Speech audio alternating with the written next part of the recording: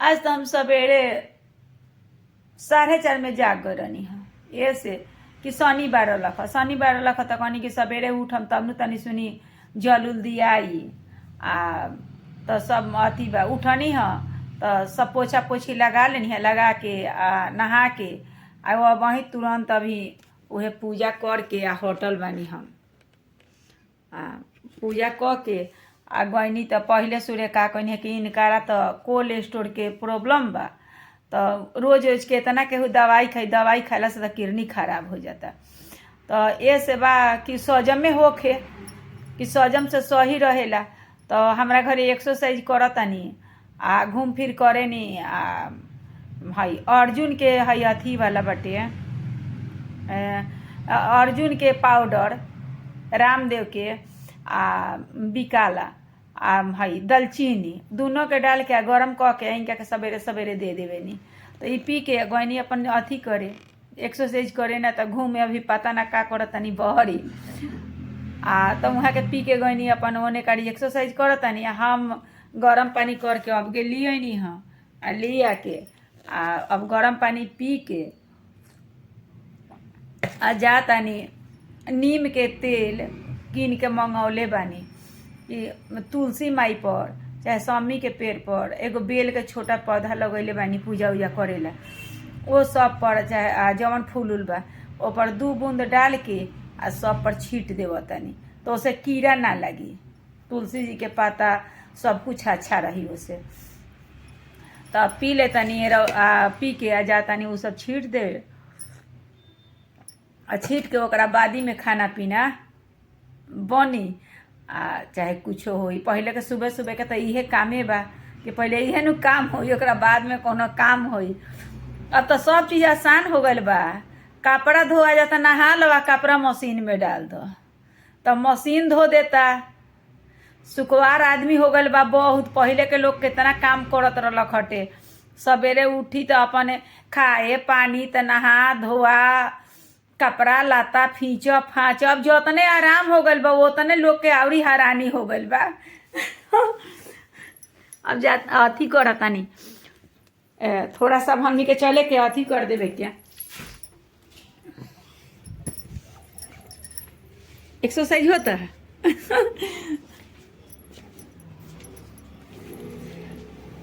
हाँ ये रखले बानी यही से छीटे नी। हाँ ये तेल बढ़िया हाँ ये तेल मंगौले बानी नीम के तेल बा। हाँ ये नीम के तेल बा हे में 1 शीशी पानी करके अथी 2 बूंद वही में से डाल दिए तब हेंगा छीट दिए तो एमे कीड़ा फतिंगा ना लगे।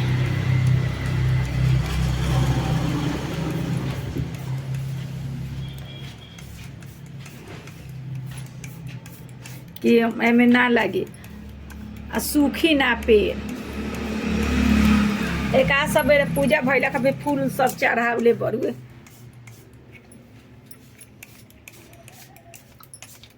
फूलो पौधा के बान वही देखी पूरा तो मछिया जब छीटाता तो माछी उछी ना बैठल सन सब छीट देला से अच्छा रहेला सुरक्षित पेड़ जड़ में कीड़ा भी ना लगला। हमरा तो यहाँ इहे समय मन लागला घूमे कहीं ना जानी घर छोड़ के कहूँ ना जानी कि घरे में रहे नी घरे के काम धंधा करनी या घरे में इहे सब करे नी। हमरा इहे सब फूल पौधा में मन लागेला इहे सब अपन करत रहे नी। हमरो घरे ना जानी कहूँ यही में जिम उम करे के सामान किन देले बा लड़िका बा उहे अपन करत रहे नी। अपना काम से जब छुट्टी होखला तो हम इहे सब काम में करे नी। हेने करी है थोड़ा सा हइयो सब लगा देले बानी थोड़ा हरियर हरियर ला अच्छा लगे चाहे चीज तो सब पर छीट देवनी। सुबह सुबह हमारी इहे काम बा। एक बाद में अब खाना पीना बनी सैर करे के तो हमनी के यही में जगह बहुत बा।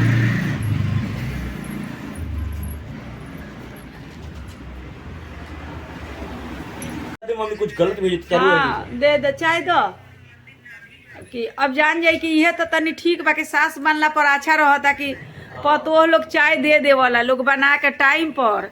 ई खुद हम तो गावे ने गीत रहुआ लोग के एबर गईनी है न झूमर कि सासू मत कर झगड़ा देखी चाय नो बना के अभी पतोह ले के देली है। पतोह रहला से तो सुख बा जे सब कोई पतोह बा सब लोग तनी सास के सेवा करे। ठंडी के दिन बा गरम गरम चाय पियाई सास लोग चाय पर खुश रहला पतोह से कि पतोह जब चाय देवली तो खीस ठंडा हो जाला। अब चाय हमरा मिल गइल बा है देखी चाय मिल गइल बा आ चाय पी लेम तो खीस आयलो गुस्सा न ठंडा हो जाला। सास लोग के चाय से खुश रहला लोग। ऐसे सब पतोह के कहतानी कि चाय सास के कमी मत करेम ठंडी में पूछ पूछ पियाई आ चाय पी लेम आ घाम तनी मनी जाए के मन करला तो चल जानी छत पर अपना ऊपरे घूम लेवनी हमरा बड़ा अच्छा लागेला। कहीं गईला से तो अच्छा बा ठंडी में केनहू जाएम तो बड़ा ठंडा लगी। आए अपना घरे भर में रहे में चाहे तनी छत पर चल जाई तो ठीक बा। अब खाना पीना अब बनी आ साँझ के हमरा मन बा कि तनी सुनी कहियो ना जानी मंदिर। आज शनिवार बा तनी मन बा के शनि मंदिर जैती तो आज लागता कि आज हम जाएम तनी शनि मंदिर। आ तिल ले आयल बानी उजाड़ा का कहनी है कि ठंडी के दिन आयल बा तो ओकरे के तिल के लाई बांध देम छोटा छोटा तो ठंडी में लड़का लोग तनी मनी खाई लोग आ चाहे लड़का बारे तो अपन ले के जाई हैं डिप्टी। तो आज देखी आज बनाता कि ना तो वो तो शनिवार के सहित कहे ला लोग कि ना बने के। अब कल है तो बता कल बांध दे हम साँझ के मंदिर उंदिर जाए जाए तनी घूमल फिरल जाई मम्मी हाँ दाल बनावा तनी दाल आज कहने के दाल आ रोटी आ बरबटी के आलू के सब्जी आज कहने पकौड़ा बनी। आज पता ना कौन कौन आइटम बनी। अभी तो बनावा तनी हम दाल बनावा तनी अथी बा तड़का लगा के। कौन सा दाल बना रहे हो? मखनी दाल। मखनी दाल अभी मखनी दाल हम बनावा तनी हिया पापड़ी कहल जाला अपना बिहार में ओकरा के बरबटी कहल जाला। बरबटी के आलू के सब्जी आ टमाटर के धनिया के चटनी रोटी आ हमरा के पकौड़ा तनी छान दिया कि हमरा पकौड़ा बड़ा नीमन लागला। ठीक है हाँ कि पकौड़ा बहुत सुंदर हमरा लागला। पकौड़ा बना ले ई पहले नु हल्दी नु डाल देबू। अभी गरम तेल हो गल कढ़ाई में के थोड़ा सा हल्दी डाल दो पहले तो ऐसे तेल ना उड़ी। अब हम प्याज अदरक सब के एक के बेर डाल देंगे डालना से ही का होखेला कि स्वाद टेस्ट बढ़िया होला। जब अदरक जड़ जाई हरा मरीच तो ओकर टेस्टे ना बुझाए अच्छा ना लगेला। है धनिया के पत्ता धैले बनी जे तनी काट दे टमाटर एकरा के काट के डाल दे तनी तड़का लगा दे तनी जाना करिए मंदिर जाता नहीं तो लोग मंदिर जा पूजा करे में 10 घंटा लगी। शिव चर्चा करे में शिव चर्चा में जा तो अपन भी मर्द लोग गुस्सा जाई लोग के गल बा तो 10 घंटा पर आई बा। अच्छा मंदिर जा तो मर्द लोग गुस्साई लोग भी 10 घंटा पर आई बा। अच्छा पानी से घी भी डाल दो दाल में तो एक टेस्ट बढ़िया हो जाई।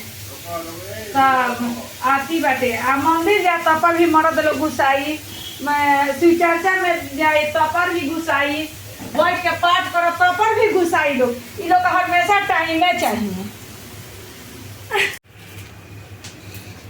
जाना तारू आती बाटे जाना तानी दाल बनाओ खाना भी प्रेम से ना बनाओ तो पति लोग खिसियाइए जाई लोग कैसे तो खिसवा नहीं के फेंकी दीनी थरिया अब बोलमू गईले झड़िया पहुँचे लेकिन अब बोलमू आगे थरिया तनी सा खाना खराब हुई तो बोलमू लोग ऐसा ना बा लोग कि उठा के थरिया फेंक दी लोग।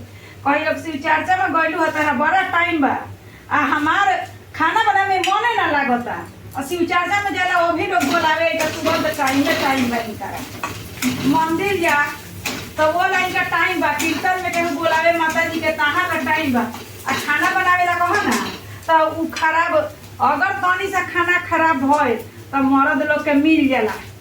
बहुत बड़का बात बोले खतरा। हमनी के मेहरारू के शासन बड़ा बा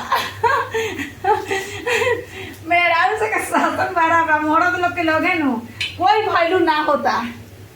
खाली मर्द लोग के लगे इज्जत खूब मिली कब, खाली जब कहता लोग ना मंदिर जा ना शिव चर्चा में जा, खाली खड़े खड़े मंदिर जा, खड़े खड़े धूप देखब भागब। वहाँ भगवान के लगे ज्यादा देर रोकम मत।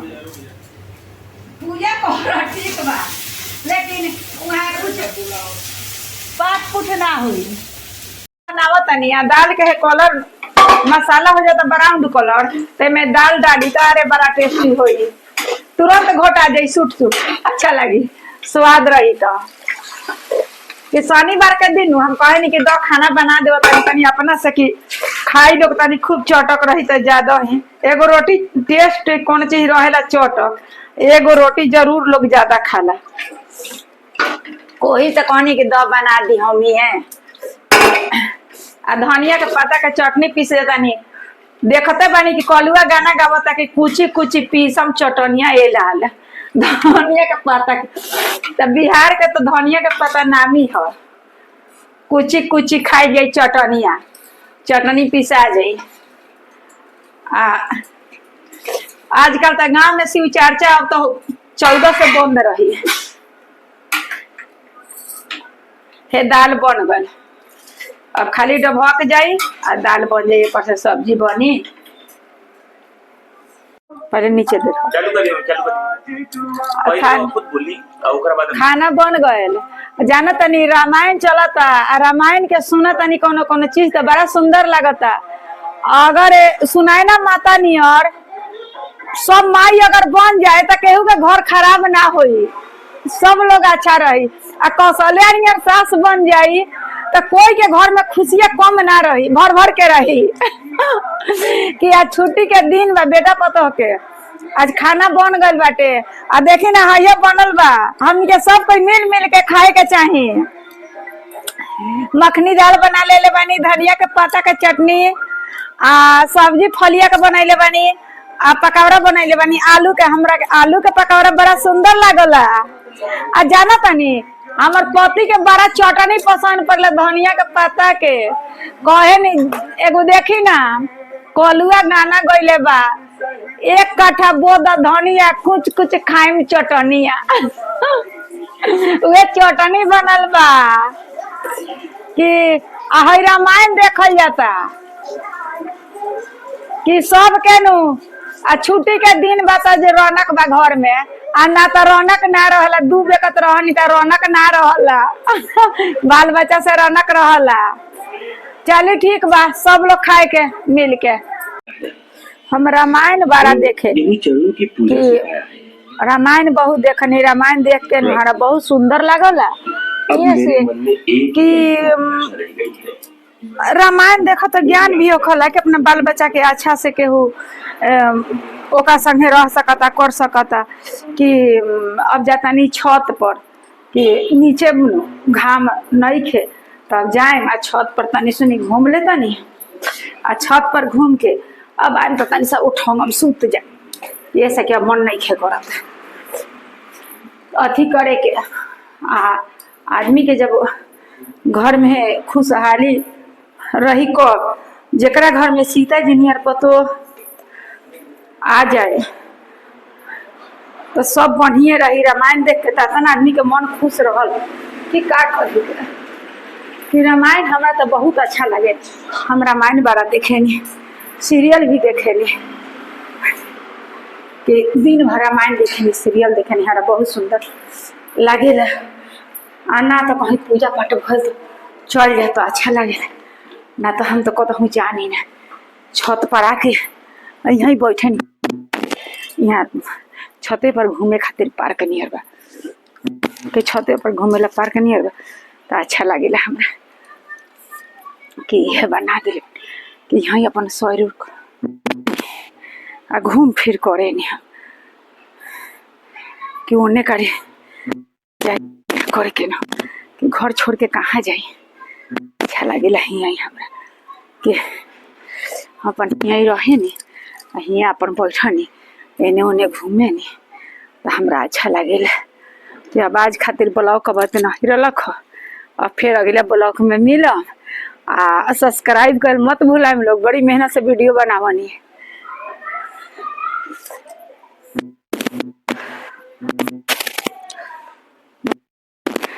याद रखम सब्सक्राइब करम हमरा के। आज तो नहीं रलक ह।